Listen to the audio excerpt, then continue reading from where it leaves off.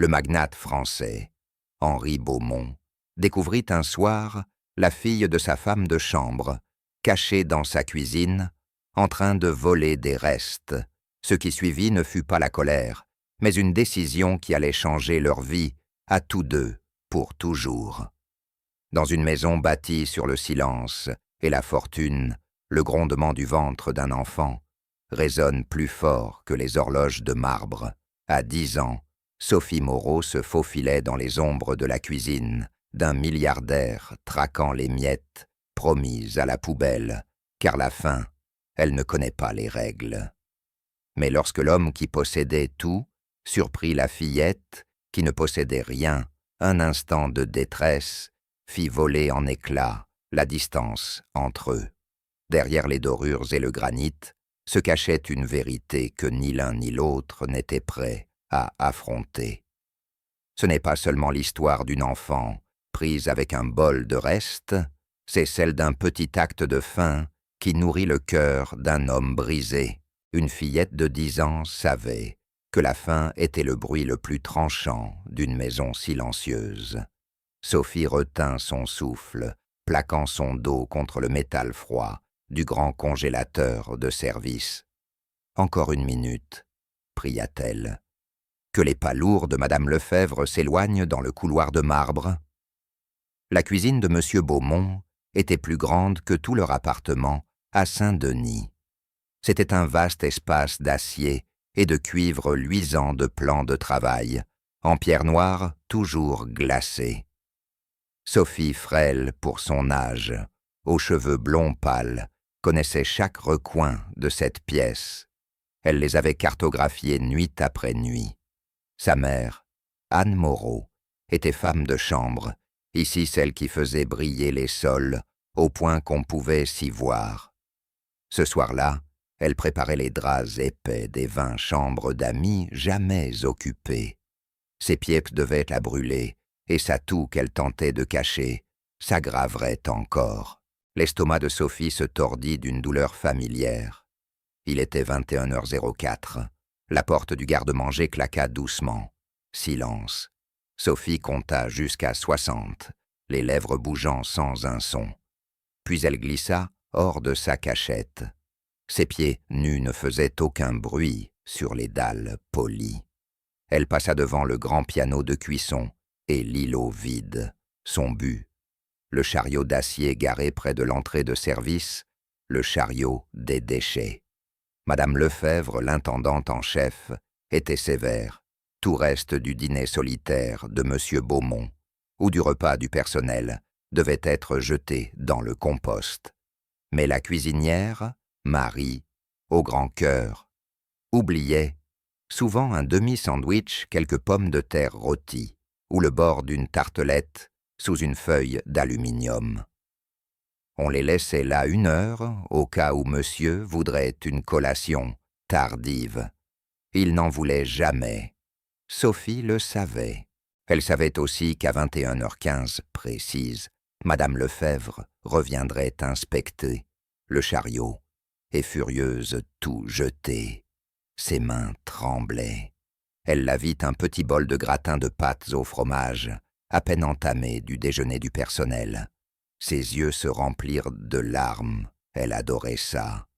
À côté 2 petits pains durs comme la pierre, mais c'était encore du pain. Elle saisit le bol, il était froid, qu'importe. Elle allait porter la première bouchée à sa bouche, avec les doigts, lorsqu'une ombre se projeta sur elle. La lumière s'alluma. Sophie se figea. Le bol glissa de ses mains, engourdies, et se brisa sur le carrelage blanc. Les pâtes jaunâtres se répandirent. Dans l'encadrement de la porte se tenait un homme grand, vêtu non d'un costume, mais d'une robe de chambre bleu nuit. Ses cheveux épais et argentés encadraient des yeux fatigués. C'était M. Henri Beaumont, le propriétaire de la maison de la société où travaillait sa mère, celui qu'Anne décrivait toujours comme un homme qu'il ne fallait jamais déranger. Le cœur de Sophie battait à se rompre. Elle ne respirait plus. Elle était prise. Henri Beaumont resta un moment immobile, l'esprit peinant à suivre. Il vivait ici depuis 40 ans. Ce n'était plus une maison, c'était le musée de sa propre vie. Un lieu grandiose et muet, autrefois empli des rires de son épouse, Éléonore, et de leur fils, Robert. À présent, il n'y avait plus que lui, et un personnel, qui glissait comme des fantômes. L'insomnie le rongeait. Dormir était devenu une bataille perdue d'avance. Ce soir-là, le silence de la demeure lui semblait plus assourdissant que le vacarme du monde. Dans son bureau tapissé de bois sombre et de livres oubliés, une photo encadrée d'Éléonore reposait sur le bureau. Elle lui manquait d'un manque creux, aussi vaste que la maison elle-même. Alors, pour la première fois depuis des années, il avait décidé de descendre lui-même à la cuisine pour se préparer un verre de lait chaud. Il avait traversé l'escalier en colimaçon, ses mules de cuir glissant sur le tapis épais, puis le grand hall et la salle de bal, plongés dans l'obscurité. Il passa devant la grande salle à manger, où la table était dressée, pour 12 convives comme chaque jour, bien que personne n'y prit jamais place. Il atteignit l'aile de la cuisine, la partie de la maison qu'il aimait le moins, le domaine de Madame Lefebvre, une femme austère, engagée après la mort d'Éléonore, qui dirigeait la demeure avec une rigueur de fer. Henri appréciait cette efficacité, car elle lui évitait d'avoir à s'en préoccuper. Il poussa la lourde porte de la cuisine, s'attendant à l'obscurité. Au lieu de cela, il aperçut une petite silhouette penchée sur le chariot de service, une enfant blonde. Un instant, il crut rêver peut-être un fantôme, une image de sa petite fille qui vivait à Lyon et ne venait presque jamais. Puis, le bol tomba. Le fracas de la porcelaine sur la pierre fut sec, c'était bien réel. La fillette, comprit-il, était terrorisée. Elle se plaquait contre le chariot d'acier, les yeux écarquillés, fixant les pattes renversées. Elle ressemblait à un petit animal, acculé. « Toi » commença-t-il d'une voix rauque oubliée depuis longtemps. « Que fais-tu » Sophie ne pouvait pas parler. Dans sa tête, tout hurlait. « Cours, cache-toi, demande pardon, ne pleure pas, maman sera renvoyée, on perdra l'appartement, on n'aura plus de quoi acheter les médicaments. » Alors, elle fit la seule chose possible. Elle tomba à genoux, et les mains nues, se mit à ramasser frénétiquement les pâtes tombées pour les remettre dans le bol brisé. « Je suis désolée, » murmura-t-elle d'une voix brisée. « Je vais nettoyer tout de suite, s'il vous plaît. Ne le dites pas à Madame Lefebvre. Je vous en supplie, monsieur. » Henri la regardait. Il n'éprouvait ni dégoût ni colère, seulement de la confusion. L'enfant tremblait. Ses petites mains étaient rouges, couvertes de sauce. Elle ne le regardait pas, mais fixait la tache à terre, le dos secoué de sanglots muets. Ses vêtements étaient nez propres mais usés, ses baskets roses trouées au bout. Ce n'était pas sa petite fille. La sienne avait des chambres pleines de jouets et un poney. Celle-ci était mince, presque frêle. « Arrête !» dit-il enfin. Sa voix plus douce gardait pourtant l'autorité de ceux qu'on obéit sans discuter. Sophie se figea les mains, pleines de pâtes froides. « Qui es-tu » demanda-t-il. Elle leva vers lui un visage mouillé de larmes et taché de fromage. « Je m'appelle Sophie, monsieur. Sophie Moreau. » Moreau. Henri fouilla sa mémoire. Anne Moreau, la femme de chambre discrète, celle aux yeux tristes qui faisait reluire l'argenterie de la bibliothèque. Oui, il la connaissait de vue. Sérieuse, efficace. Même Madame Lefebvre l'avait félicitée, chose rare. Mais il ignorait qu'elle eût une enfant. « Où est ta mère » demanda-t-il. « Elle travaille » répondit aussitôt Sophie. « En haut.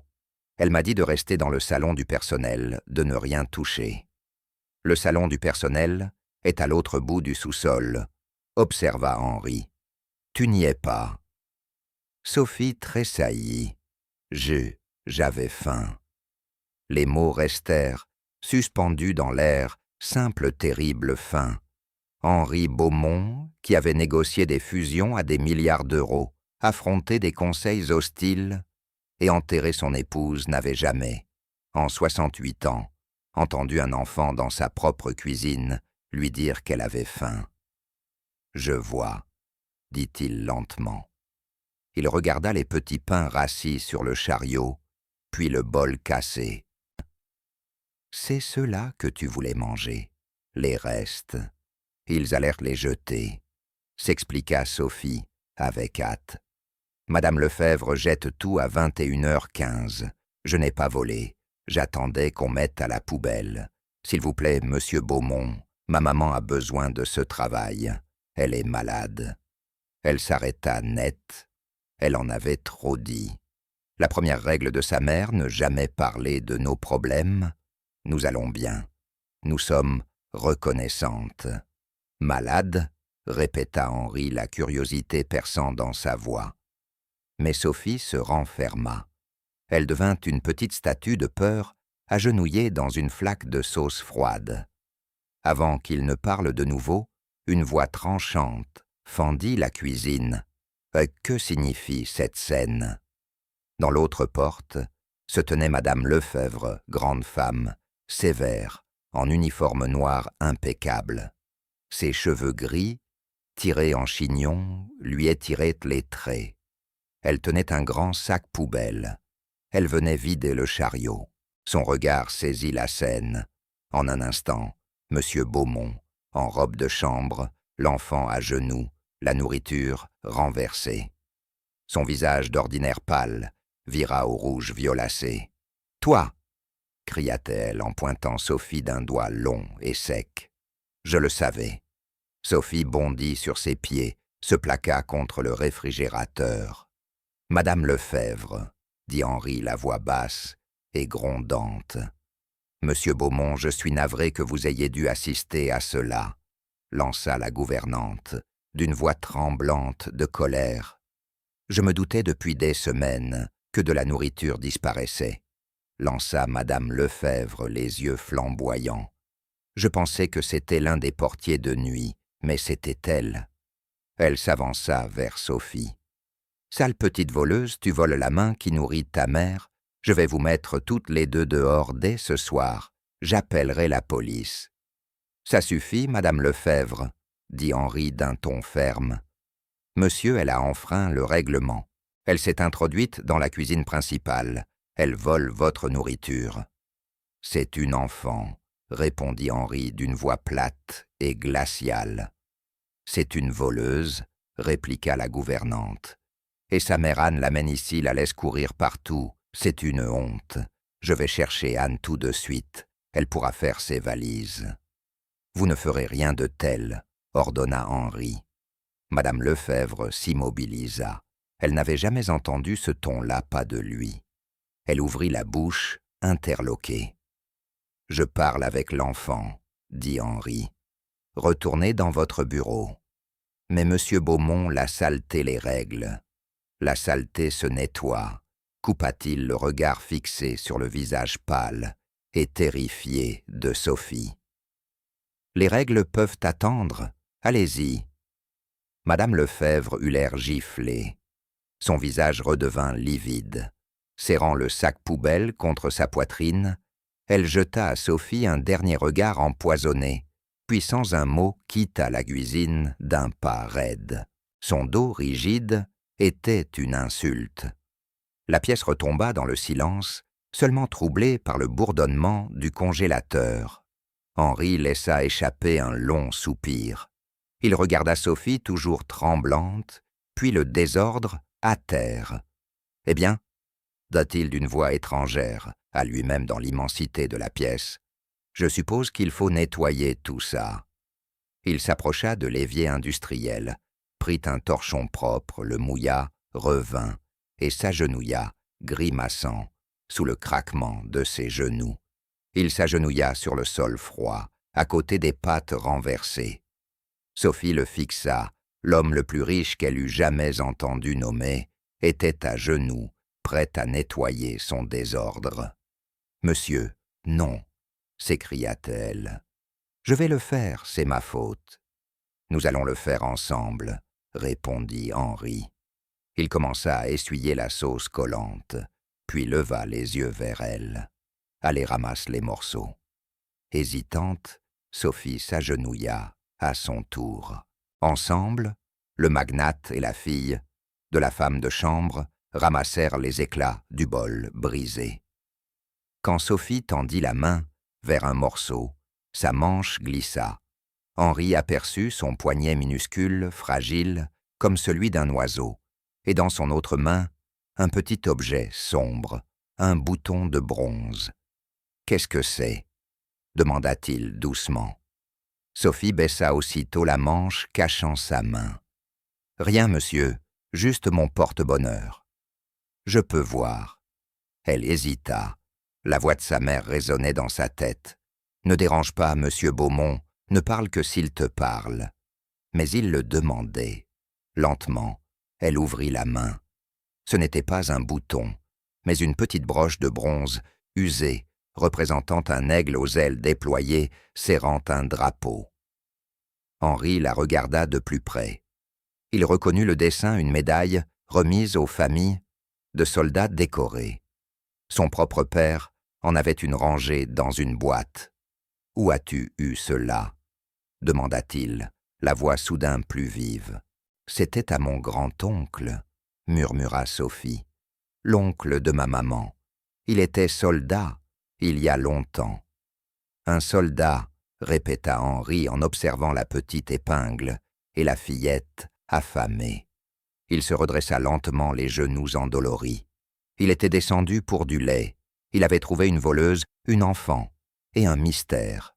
« Viens avec moi, » dit-il. Le cœur de Sophie bondit dans sa poitrine. « Où ?»« Pas chez Madame Lefèvre, » répondit-il aussitôt, voyant la peur dans ses yeux. Il désigna la petite table de bois dans le coin, celle où le personnel déjeunait parfois. « Assieds-toi. » Sophie obéit, s'installant tout au bord du tabouret. Henri alla jusqu'au grand réfrigérateur, ouvrit la porte. La lumière inonda la cuisine, révélant des étagères pleines de fromage, fruits, viande, et plats, couverts de film plastique. Il balaya les rayons du regard, passa sur les plats compliqués, trouva ce qu'il cherchait, un grand plat en céramique. Il le porta au four à micro-ondes, une machine qu'il n'avait sans doute jamais utilisée, et examina les boutons. Après un instant, il comprit. 1 minute plus tard, il posa devant Sophie un bol fumant, rempli de gratins de pâtes au fromage, celui de son propre dîner préparé par son chef particulier, fait de 3 fromages coûteux. « Mange, » dit-il simplement. Ce n'était pas une proposition. Sophie fixa le bol, il était chaud, le fromage bouillonnait. Elle leva les yeux incrédule. « Monsieur, vous ?»« Mange, » répéta Henri. Il prit l'un des petits pains durs sur le chariot, attrapa un peu de beurre au réfrigérateur et un couteau, met du beurre dessus. Lentement, comme si elle craignait un piège, Sophie prit la cuillère. Elle prit une petite bouchée. C'était chaud, le meilleur goût qu'elle eût jamais connu. Sa faim, qui jusque-là n'était qu'une douleur glacée et lointaine, prit feu d'un coup. Elle avala une deuxième bouchée, plus vite cette fois. Henri l'observait manger. Elle se nourrissait avec hâte, presque avec désespoir, mais d'une politesse instinctive, comme apprise très tôt, pas un bruit, pas une tache, pas une miette gaspillée. En moins de 3 minutes, le bol fut vide. Puis, elle mangea le petit pain, les miettes tombant sur ses genoux. Lorsqu'elle eut fini, elle leva les yeux vers lui, le visage rouge de chaleur. « Merci, » murmura-t-elle. « De rien, » répondit Henri. Il s'assit face à elle. La petite table paraissait une île au milieu du silence immense de la cuisine. « Maintenant, » dit-il en se penchant. « Tu vas tout me raconter. Tu vas me dire pourquoi la fille d'Anne Moreau se cache dans ma cuisine à manger des restes, et tu vas me parler de ta mère. La vérité, toute la vérité. » Sophie fixa le bol vide. La nourriture l'avait réchauffée de l'intérieur, la peur restait là nouée dans son ventre, mais moins mordante. Les yeux de M. Beaumont n'étaient pas durs comme ceux de Mme Lefèvre, ils étaient lourds comme les livres importants de son bureau. « Si je vous dis tout, chuchota-t-elle, vous allez renvoyer ma maman. » Henri réfléchit. C'était un homme d'affaires. Il ne faisait pas de promesses qu'il ne pouvait tenir. « Je ne peux pas décider avant de savoir, » dit-il d'un ton ferme, mais sans dureté. « Mais je n'aime pas renvoyer les bons employés. Ta mère en est une. » Sophie inspira un grand coup tremblant. C'était la première lueur d'espoir depuis des mois. « Maman est malade, monsieur, » commença-t-elle d'une voix presque inaudible. Elle essaie de le cacher, mais elle tousse tout le temps la nuit dans notre appartement.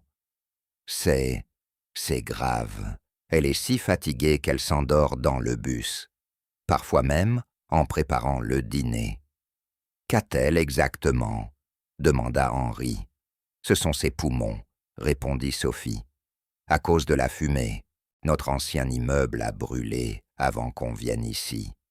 Elle avait fait sortir tout le monde de notre étage, et elle est retournée chercher le chat de Madame Gable. Elle a respiré beaucoup de fumée. Elle tordait ses mains sur ses genoux. Le médecin a dit que ses poumons sont abîmés. Ils ne marchent plus bien. Et maintenant, il y a une autre maladie. Ils appellent ça la fibrose. » Henri hocha lentement la tête. Il connaissait ce mot.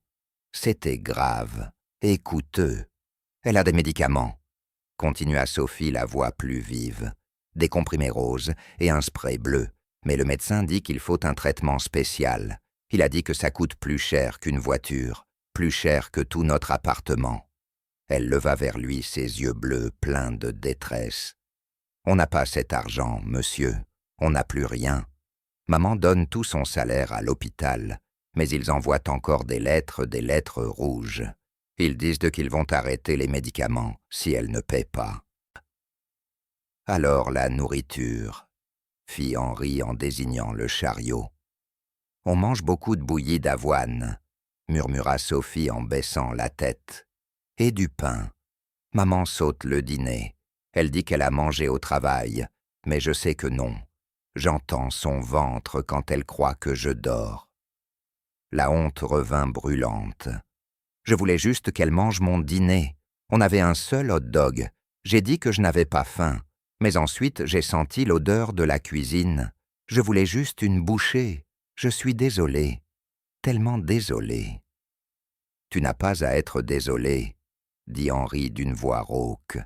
Il sentait monter en lui une colère ancienne, et oubliée non pas contre l'enfant, mais contre ses lettres rouges contre le monde. Il regarda son petit poing, fermé sur ses genoux. « Ton grand-oncle, » dit-il pour changer de sujet, « cette broche. » Le visage de Sophie se transforma la peur, et la honte se dissipèrent, remplacées par une étincelle de fierté. Elle ouvrit la main et contempla l'épingle de bronze. « C'était mon grand-oncle Michel, » dit-elle, « l'oncle de maman. C'était un héros. Il a fait la Grande Guerre, celle des photos en noir et blanc. Maman dit qu'il était très courageux. Il était parachutiste. Il sautait des avions. Il est allé dans un endroit qui s'appelait la Normandie. » Le souffle d'Henri se coupa. La Normandie. Il en avait lu, il avait financé des monuments pour cela. « Il a sauvé toute son équipe, » dit Sophie, récitant son histoire par cœur. Ils étaient coincés. Les ennemis étaient dans une grande maison. Et mon grand-oncle, il a fait quelque chose, une distraction. Il est sorti. Il les a fait le regarder pendant que ses amis s'enfuyaient. Il a été touché. « Oui, » murmura Henri en terminant pour elle. Sophie hocha la tête, les yeux brillants de larmes retenues. Oui, il a été blessé, mais il a continué. Ils ont tous été sauvés, mais lui, il n'est pas rentré. » Elle caressa la broche. « Ils l'ont envoyé à mon arrière-grand-mère.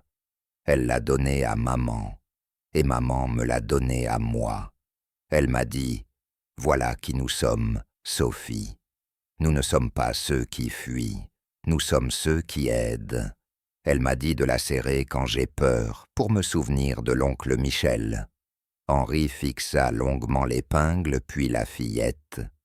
Un parachutiste, un héros qui avait donné sa vie pour sauver son équipe. Et voici son héritage, une fillette de 10 ans, cachée dans un garde-manger affamé, pour que sa mère, une femme, qui s'était jetée dans un immeuble en feu pour sauver un chat, puisse payer ses médicaments. Le silence dans la cuisine s'étira, mais il n'était plus vide. Il vibrait du poids de leur histoire. Monsieur Beaumont. La voix aiguë rompit la quiétude. Anne Moreau se tenait dans l'encadrement de la porte pâle, les cheveux châtain clair, tirés en une queue de cheval désordonnée, l'uniforme froissé, les yeux agrandis par la peur.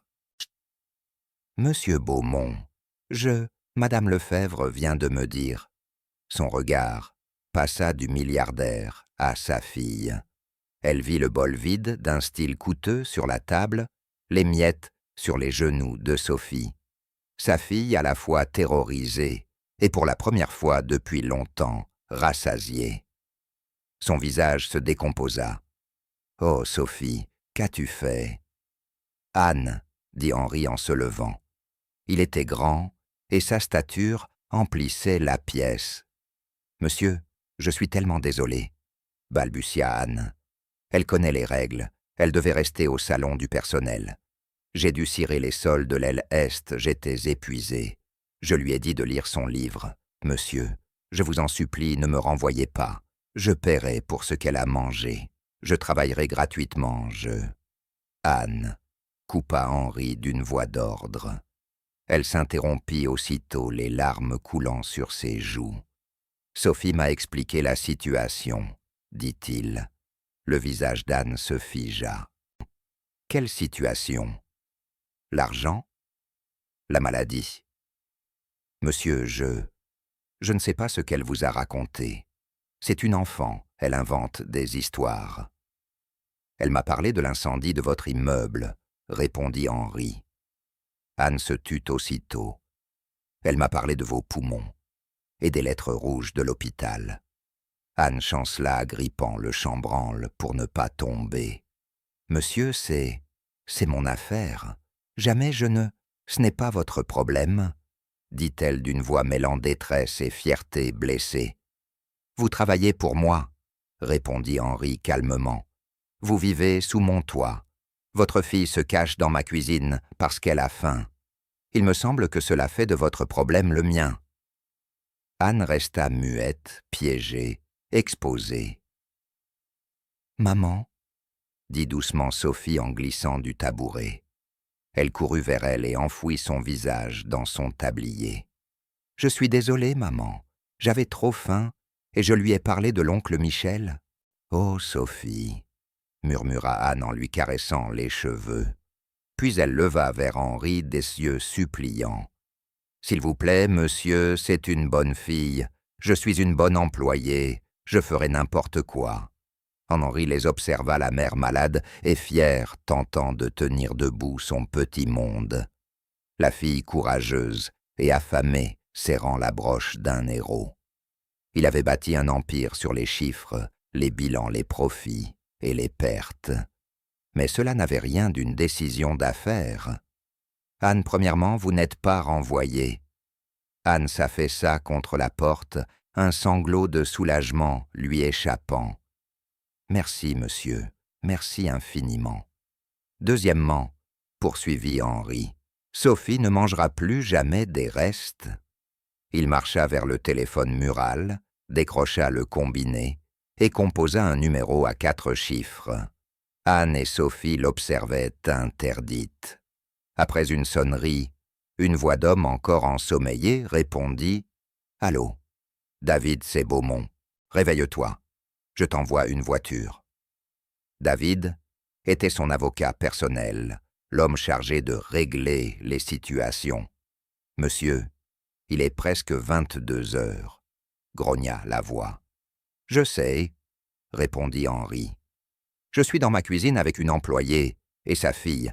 Sa fille, au passage, est la nièce d'un parachutiste de Normandie, et sa mère se fait harceler par un hôpital. » Silence à l'autre bout.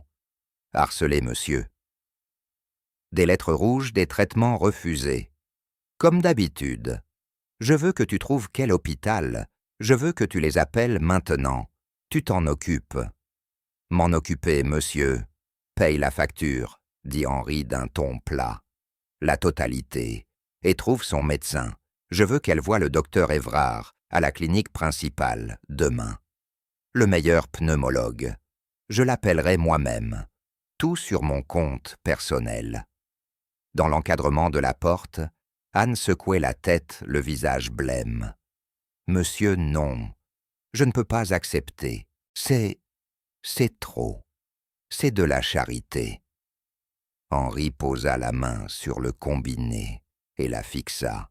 « Madame votre grand-oncle s'est élancée sous le feu ennemi pour sauver ses hommes. Vous êtes entré dans un immeuble en flammes pour sauver un chat. J'ai l'impression que votre famille a pour habitude d'aider les autres.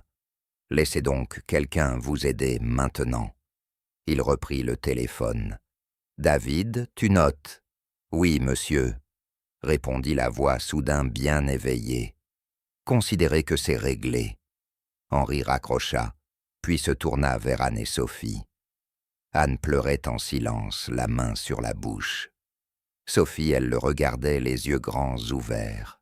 « Maintenant, » dit Henri, sentant en lui une énergie qu'il n'avait plus connue depuis des années, « parlons des dispositions pour la nuit. »« Monsieur ?» répondit Anne confuse. « Vous ne pouvez pas rentrer dans votre appartement ce soir, pas alors que vous avez rendez-vous demain matin au dernier étage de la clinique avec le docteur Évrard. » Et Sophie est épuisée. Il jeta un œil à la fillette qui peinait à tenir debout. « Madame Lefebvre, » reprit-il d'un ton sec, entretient 20 chambres d'amis au 3e étage, toujours prêtes à être utilisées. Ce soir, vous et Sophie serez mes invités. »« Monsieur, nous ne pouvons pas, » protesta Anne. « Le personnel, Madame Lefebvre, elle va faire une crise. »« Madame Lefebvre, » répondit Henri avec un mince sourire glacial, « travaille pour moi, et il me semble que j'ai le droit d'avoir des invités chez moi. » Son regard tomba sur l'épingle de bronze, encore dans la main de Sophie. Surtout quand il s'agit de la famille d'un héros. Il fit un signe de tête vers la porte. « Venez, je vais vous montrer vos chambres. Nous prendrons l'escalier principal. » Anne Moreau avait l'impression de flotter. Elle serrait la main de Sophie si fort que ses jointures blanchissaient. Monsieur Beaumont les guidait hors de la cuisine, non pas par la porte de service, qu'elles utilisaient toujours, mais par la grande porte donnant sur le hall principal. La maison, la nuit, semblait différente, silencieuse, presque irréelle, moins une demeure qu'un musée endormi. Les portraits anciens aux cadres sombres les observaient de leurs regards sévères. Les yeux des ancêtres d'Henri semblaient suivre la petite procession insolite, le milliardaire en robe de chambre, la domestique dans son uniforme froissé et l'enfant en basket usée. Les pieds de Sophie s'enfonçaient dans la moquette bleue, nuit si douce qu'elle rêva d'enlever ses chaussures. Cela lui semblait presque impoli de marcher dessus. Anne, elle ne ressentait que de la terreur glacée. C'était interdit. Elle était du personnel de cuisine, le rang le plus bas. Elle n'avait pas le droit d'entrer dans les couloirs principaux, encore moins de poser un pied sur l'escalier d'honneur. Mais Henri s'y engagea sans hésiter. L'escalier, vaste sculpture en bois de cerisier, s'élevait en une courbe majestueuse vers les ombres du 2e étage. Monsieur, chuchota Anne, tirant doucement sur sa manche. Nous pouvons prendre l'escalier de service. C'est plus approprié. Henri s'arrêta, se tourna vers elle. Son visage à demi plongé dans la pénombre était impassible. « L'escalier de service est pour le personnel, Anne, » dit-il simplement. « Ce soir, vous êtes des invités. » Puis il reprit sa marche, imperturbable. Le cœur d'Anne battait à tout rompre.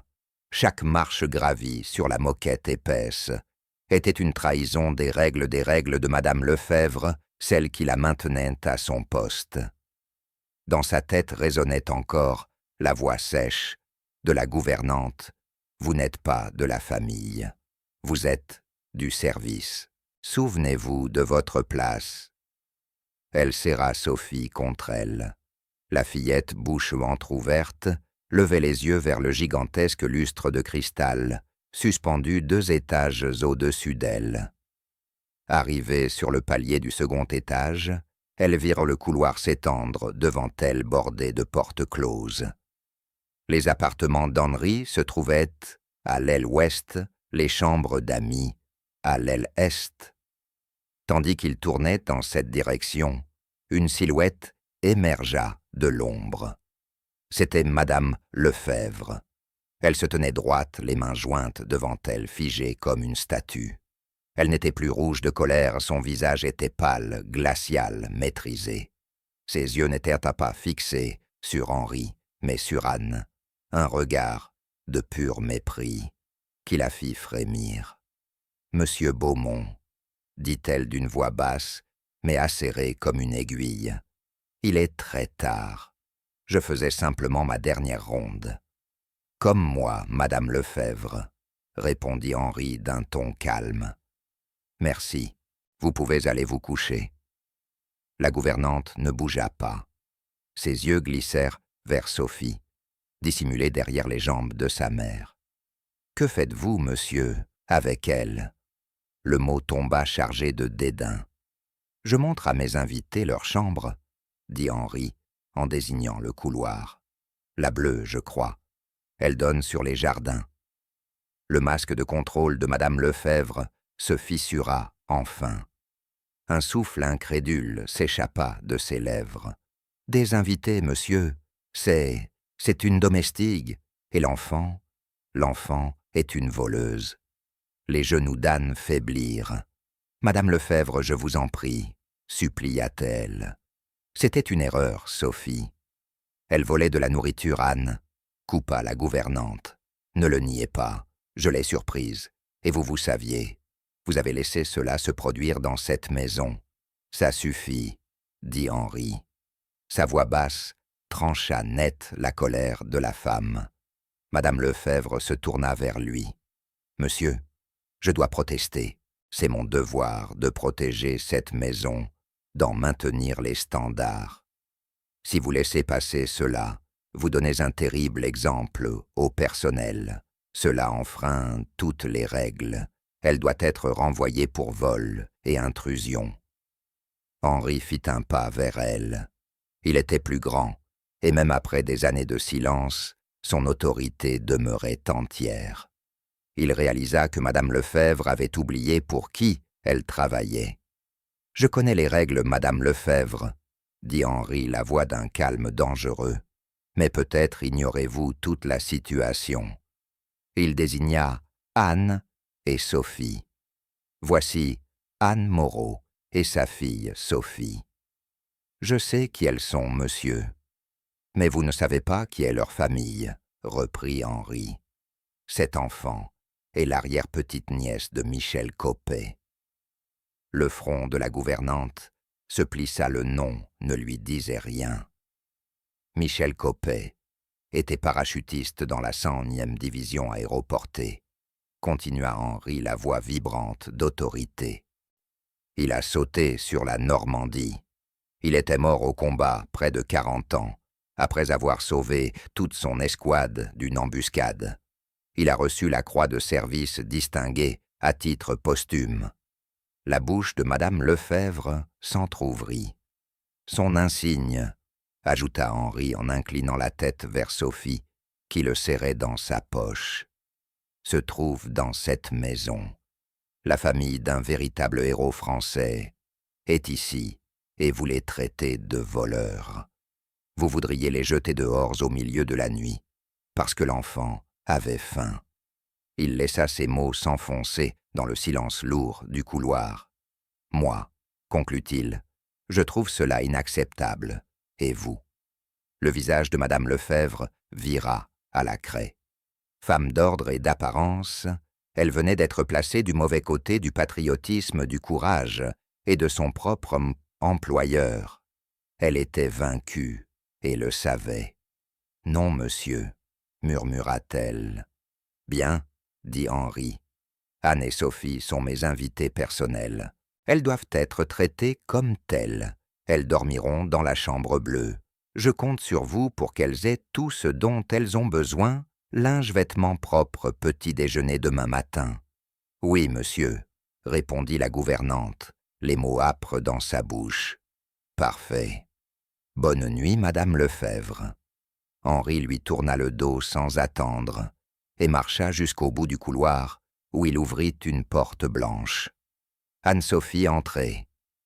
Tremblante, Anne fit passer sa fille devant elle, dépassant la gouvernante pétrifiée et humiliée. Elles s'engouffrèrent dans la pièce qu'Henri referma d'un geste ferme. La chambre était immense, peinte d'un bleu pâle, apaisant. Un lit monumental, couvert d'oreillers blancs, et d'une épaisse couette trônait au centre. Une lampe de cristal diffusait une lumière douce sur la table de chevet. Plus loin, un petit canapé faisait face à une cheminée. Sophie lâcha la main de sa mère et, comme en rêve, s'approcha du lit.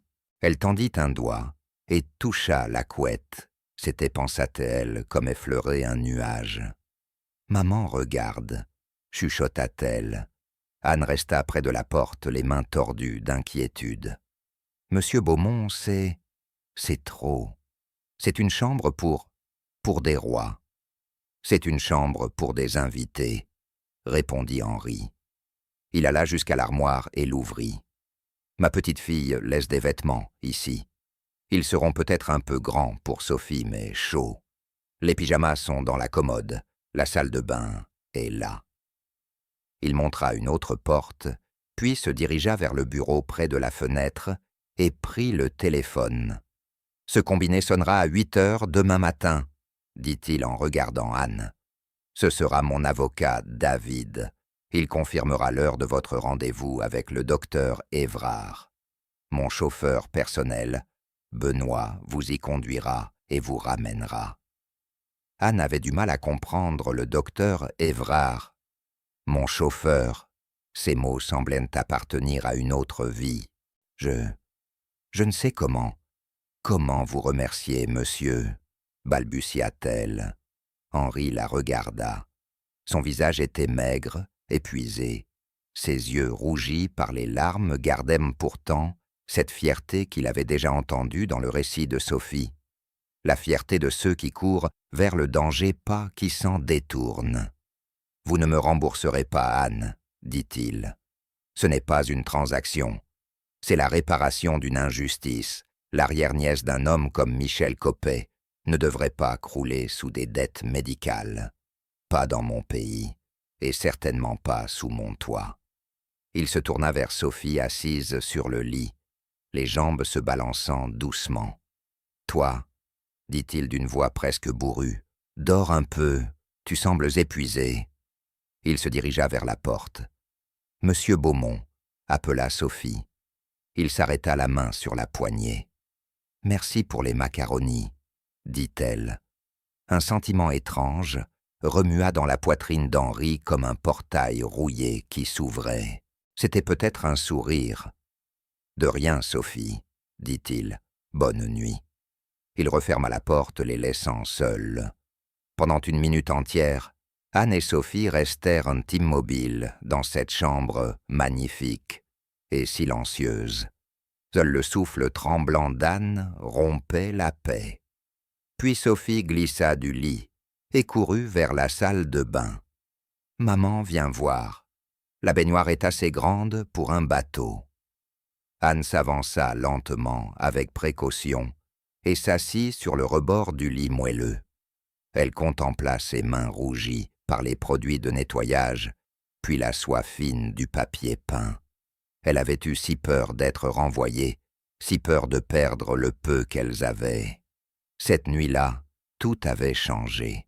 Anne avait l'impression de vivre dans un conte de fées, mais elle savait aussi que Madame Lefebvre était toujours là, quelque part. La gouvernante n'était pas une femme clémente. Elle avait été humiliée, et elle n'oublierait pas. « Maman, ça va ?» demanda Sophie en sortant de la salle de bain, tenant dans sa main un minuscule savon en forme de feuille. « Il sent les fleurs. » Anne la regarda. Le visage de sa fille n'était plus blême de faim. Ses yeux brillaient d'émerveillement. C'était réel. Cette nuit, au moins, était réelle. « Oui, ma chérie, » murmura-t-elle en la serrant dans ses bras. « Je crois que tout ira bien. » Elle trouva dans la commode un pyjama en flanelle douce couvert de petites roses roses. Il était bien trop grand pour Sophie, mais elle le mit les manches et les jambes roulées jusqu'aux poignets. Anne, elle resta en uniforme. Elle n'avait pas la force de se déshabiller, ni même de croire qu'elle avait le droit de dormir dans ce lit. Sophie se glissa sous la couette, épaisse, avec un soupir de pur contentement. « C'est si chaud, maman. » En 30 secondes, elle dormait profondément. Anne resta assise longtemps sur le bord du lit, regardant sa fille. Elle suivait le calme mouvement de sa respiration. Pour la première fois depuis des mois, Sophie dormait sans manteau, sans grelotter. Finalement, Anne s'allongea sur la couverture, toujours en uniforme. Elle écouta le profond silence de la maison riche, un silence qui signifiait sécurité, chaleur, abondance. Elle toussa une toux sèche et douloureuse, mais cette fois, elle n'y sentit pas de désespoir, ce n'était qu'une toux. Et demain, un médecin l'écouterait. Au bout du couloir, Henri Beaumont n'était pas au lit. Il était dans son bureau, assis dans son fauteuil de cuir, un verre d'eau à la main. Il regardait la photo de son épouse, Éléonore. « Tu les aurais aimées, Éléonore », dit-il à la pièce vide. « Elles ont de la flamme, quelque chose qui manquait à cette maison depuis longtemps. » Il pensa à la fillette courageuse à l'épingle de bronze, usée à la mère fière et terrifiée. Puis il pensa à Madame Lefebvre, à ses yeux froids et cruels, à son obsession rigide des règles. Il avait laissé faire cela. Il avait laissé sa maison devenir un lieu où une enfant préférait mourir de faim plutôt que demander de l'aide. Il s'aperçut qu'il dormait depuis 10 ans, depuis la mort d'Éléonore. Il était devenu un fantôme dans sa propre vie. Il prit son téléphone. Ce n'était pas son avocat qui l'appela, mais le chef de sa sécurité privée. « Georges, » dit-il d'une voix vive et ferme, « j'ai une situation à la maison. J'aimerais que tu vérifies quelque chose à propos d'une employée, Madame Lefebvre, la gouvernante. Je veux un rapport complet, finances, antécédents, tout. Je soupçonne des irrégularités. » Il raccrocha, se leva et regarda par la fenêtre les vastes jardins plongés dans l'obscurité. « Plus jamais, » murmura-t-il à la nuit. « Plus jamais. » La première lumière du matin était grise et incertaine. Anne Moreau se réveilla en sursaut. Pendant un instant, elle ne sut plus où elle était. Sa nuque était raide. Elle portait encore son uniforme, et ses pieds reposaient sur le matelas le plus doux qu'elle eût jamais senti. Puis tout lui revint. Monsieur Beaumont la cuisine, les pattes renversées, la chambre bleue. Elle tourna la tête vers le lit.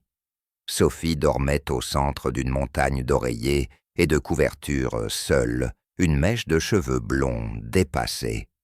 Elle respirait profondément, le visage paisible, sans inquiétude.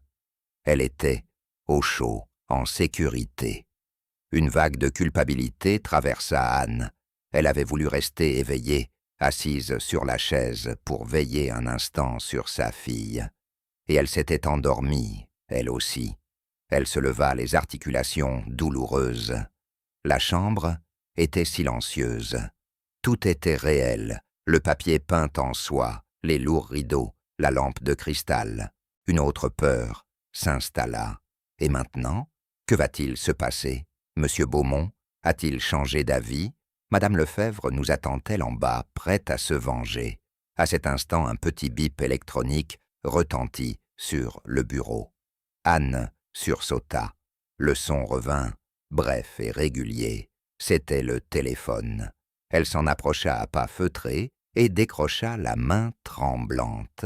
« Allô » chuchota-t-elle. « Madame Moreau, Anne Moreau. » La voix masculine professionnelle, éveillée. « Oui, c'est moi. »« Bonjour, je suis David Thorne, le conseiller personnel de Monsieur Henri Beaumont. » Le mot « conseiller » fit se glacer son sang.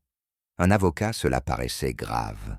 « Est-ce qu'il y a un problème ?»« Pas du tout, Madame Moreau, » répondit la voix bienveillante. « J'appelle simplement pour confirmer votre emploi du temps. Monsieur Beaumont a pris rendez-vous pour vous ce matin avec le docteur Robert Évrard à la clinique Beaumont-Masson. Le rendez-vous est à 9h30. Une voiture vous attendra à l'entrée principale à 9h. Anne tenta de tout retenir dans sa tête, le docteur Évrard. 9h. La voiture. La clinique Beaumont-Masson. Mais je ne peux pas. Madame Moreau, répondit doucement David, ne vous inquiétez de rien.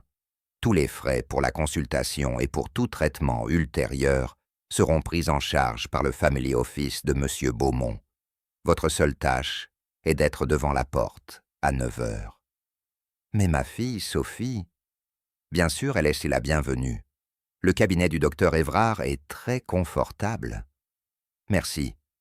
Merci, monsieur, murmura Anne. C'est moi qui vous remercie. Bonne journée, Madame Moreau. La ligne se coupa. Anne reposa lentement le combiné. Une voiture, à l'entrée principale. Un léger coup fut frappé à la porte. Anne se figea, son cœur bondit.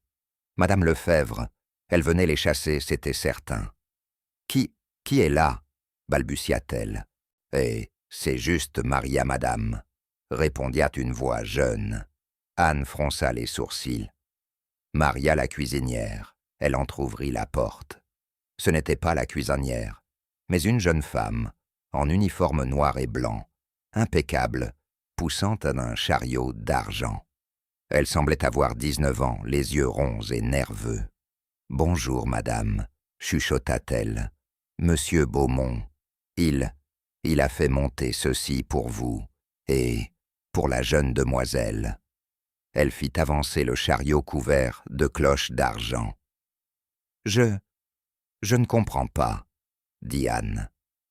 La jeune fille souleva une cloche dessous des œufs, brouillés moelleux, du bacon et des toasts dorés. Sous une autre, un bol de fraises rouges. Il y avait aussi une cafetière, un pichet de jus d'orange et une tasse de chocolat chaud. Monsieur Beaumont a appelé la cuisine lui-même, expliqua la domestique d'une voix fébrile. À cette heure, Madame Lefebvre, elle n'était pas contente. Elle lança un petit sourire rapide. Il a dit que vous deviez avoir tout ce que vous vouliez.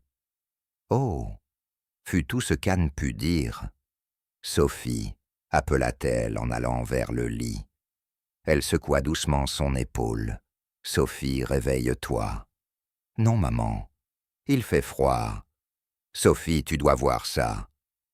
Lentement, la fillette se redressa les cheveux en bataille, frottant ses yeux encore pleins de sommeil. Elle aperçut le chariot et ses yeux s'écarquillèrent. Maman, on est au paradis. Presque, répondit Anne en laissant échapper un petit rire tremblant. C'est le petit déjeuner.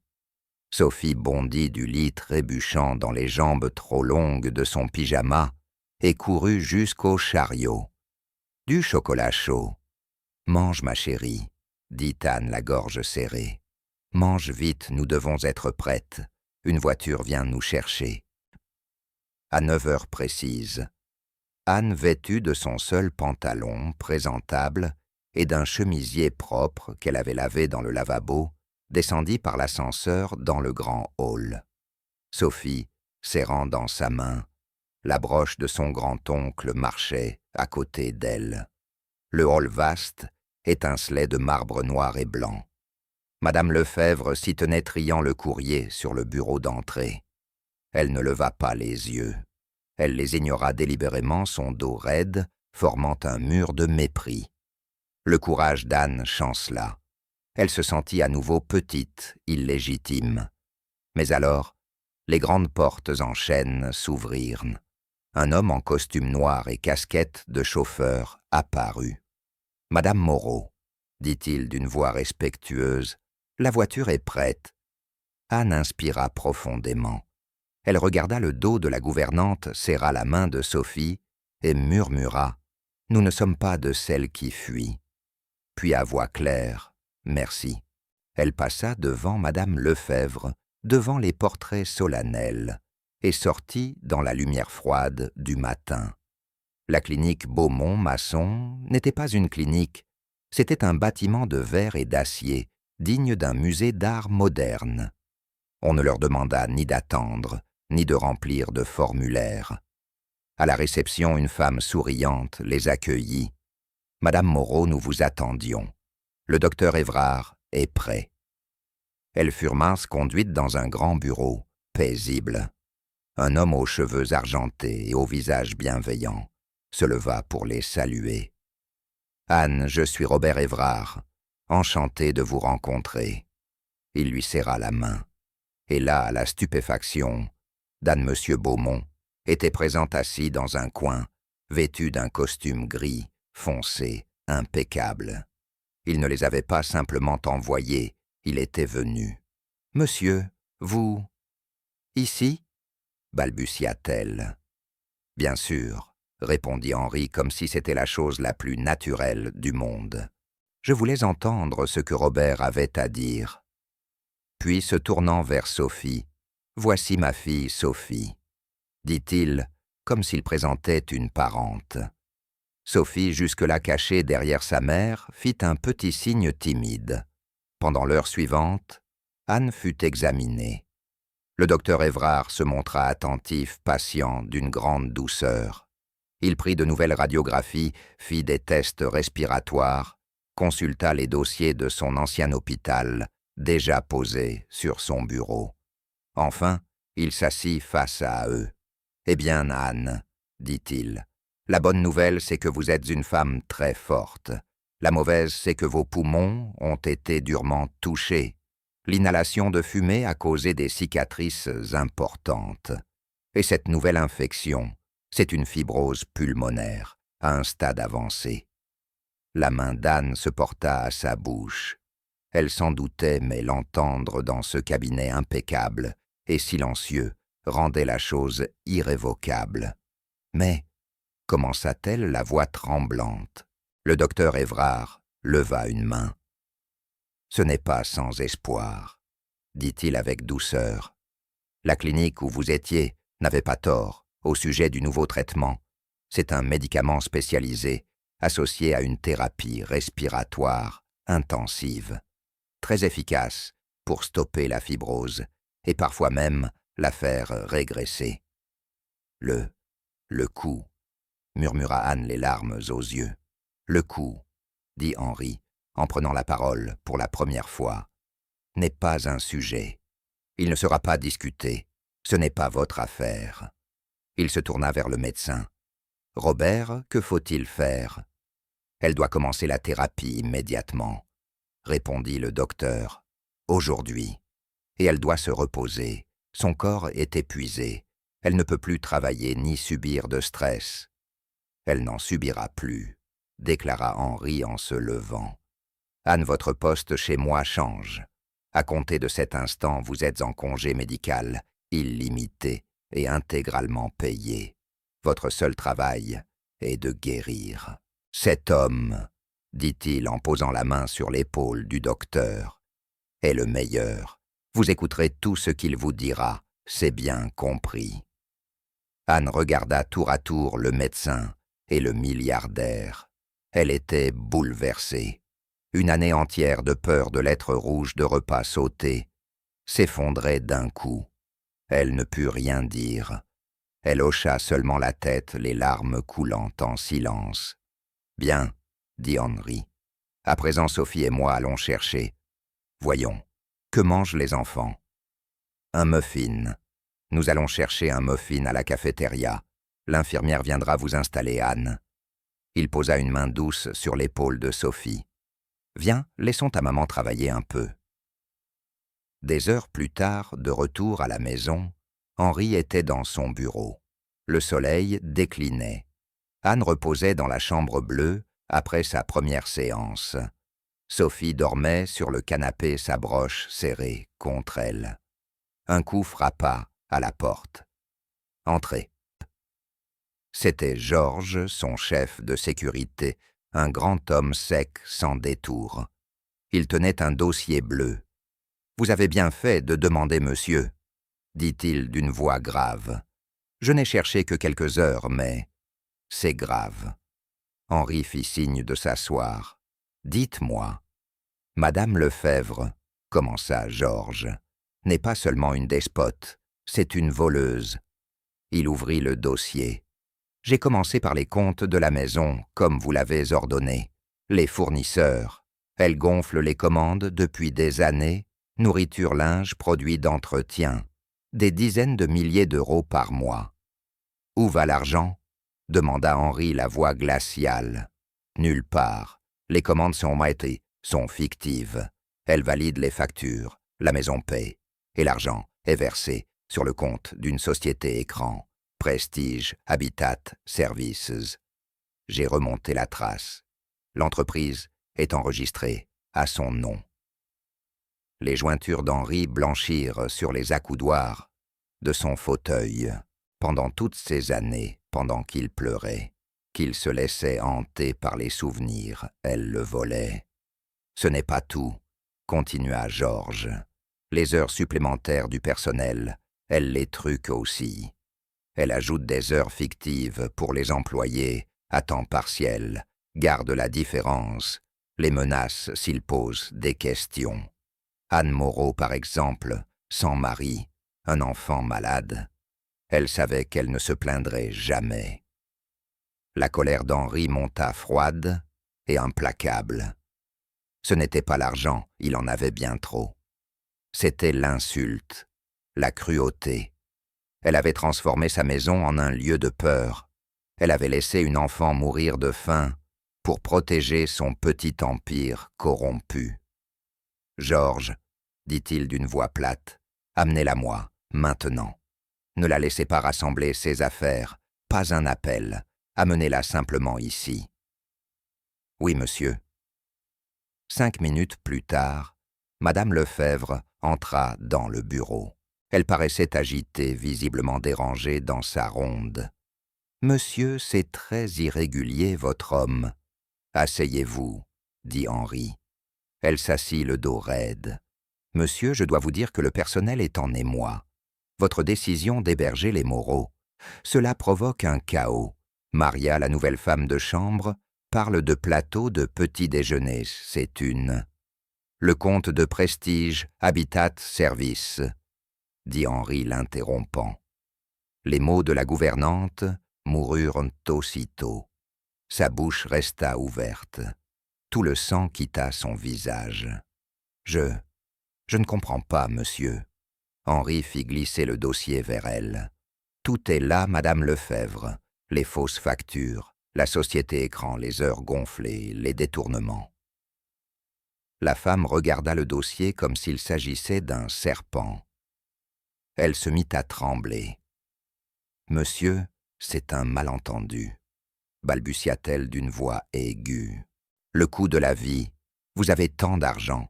J'ai donné 10 ans de ma vie à cette maison. Je l'ai dirigée. Vous l'avez menée à la ruine, » coupa Henri la voix basse. et grondante. Vous avez bâti un petit royaume misérable sur le vol et la peur. Vous avez terrorisé une femme malade. Vous avez laissé une enfant de 10 ans manger dans un chariot à ordures. Henri se leva immense, au-dessus d'elle. Vous avez de la chance que je n'appelle pas la police. Vous avez de la chance que je veuille seulement que vous partiez. Il désigna un dossier posé sur son bureau. Voici une déclaration et un accord de remboursement. Vous allez le signer. Chaque centime volé sera restitué à partir de vos comptes bancaires et de votre pension. Georges vous accompagnera ensuite jusqu'à votre voiture. Vous emporterez votre sac à main, rien d'autre. Le reste de vos affaires sera brûlé. « Monsieur, je vous en supplie, » sanglota-t-elle, les yeux pleins de panique. « Ma réputation, où irais-je? Je... » « Dehors, » rugit-il. Le cri résonna dans le bureau. Sur le canapé, Sophie remua dans son sommeil sans se réveiller. Madame Lefebvre brisée attrapa les papiers et un stylo, sa main tremblante. Elle signa. Georges s'avança, lui prit le bras et la fit se lever. « Attendez, » dit Henri. Ils s'arrêtèrent. « Vous allez présenter à Anne Moreau des excuses écrites et vous vous excuserez auprès du reste du personnel. Georges veillera à ce que ce soit fait. »« Oui, monsieur, » gémit-elle. Il la regarda être traînée dehors. Puis, il s'assit. La maison était enfin réellement silencieuse. Un mois plus tard, tout avait changé. Les lourds-nez rideaux étaient laissant entrer la lumière d'hiver. Des fleurs ornaient les vases. Le personnel tous augmenté et gratifié d'une prime travaillait d'un pas plus léger. Anne Moreau, le teint rosé, les poumons guéris, arpentait les couloirs, un carnet à la main. Elle était la nouvelle intendante. Henri avait été clair. « Je n'ai pas besoin d'un geôlier, Anne. J'ai besoin d'une maîtresse de maison, d'une personne qui sache ce qu'est la bienveillance. Les comptables vous apprendront les chiffres. Vous vous apprendrez à cette maison à redevenir un foyer. » Elle avait eu peur, mais elle avait accepté. Ce jour-là, elle trouva Henri sur la terrasse, arrière, lisant le journal. Sophie était là aussi assise par terre, la langue tirée de concentration, astiquant la petite broche de bronze de son grand-oncle. « Monsieur Beaumont, » dit Anne. « Henri, » la corrigea-t-il, il y tenait. « Henri, » répéta-t-elle en souriant. « Les nouveaux rideaux pour l'aile est sont arrivés, et le chef veut savoir si vous et Sophie vous joindrez à lui pour dîner. »« Avec plaisir, » répondit Henri. Sophie courut vers eux, brandissant la broche. Regardez, elle brillait comme neuve. Henri prit la médaille, observa l'aigle aux ailes déployées, puis la petite fille, courageuse qui avait connu la faim. Son regard se posa ensuite sur la mère qui n'était plus, ni malade, ni effrayée. « Ton grand-oncle, » dit-il d'une voix émue, « serait si fier de toi, Sophie. »« Maman dit que je suis courageuse comme lui, » répondit-elle. « Tu l'es, » dit Henri, en lui rendant la broche. Il regarda Anne, puis la maison, qui reprenait vie. « Vous l'êtes toutes les deux, vous nous avez sauvés. » Sophie éclata d'un sourire, avant de courir après. « Un écureuil. » Anne s'assit sur le banc, à côté d'Henri. Ensemble, ils regardèrent la fillette courir ses cheveux blonds volant au vent. Le son de son rire emplissait le jardin clair et vivant. Et pour la première fois depuis très longtemps, tout semblait exactement à sa place. Et c'est ainsi que se termine notre histoire. Pour ma part, j'espère qu'elle vous a permis, ne serait-ce qu'un instant, de vous évader un peu du quotidien. Dites-moi ce que vous faisiez, en l'écoutant peut-être en vous relaxant après le travail, sur la route de nuit, ou en cherchant le calme avant de dormir. Laissez un commentaire, je les lis, tous. Et si vous souhaitez que nos chemins se recroisent, un simple like ou un abonnement fait toute la différence. Merci d'avoir partagé ce moment avec nous.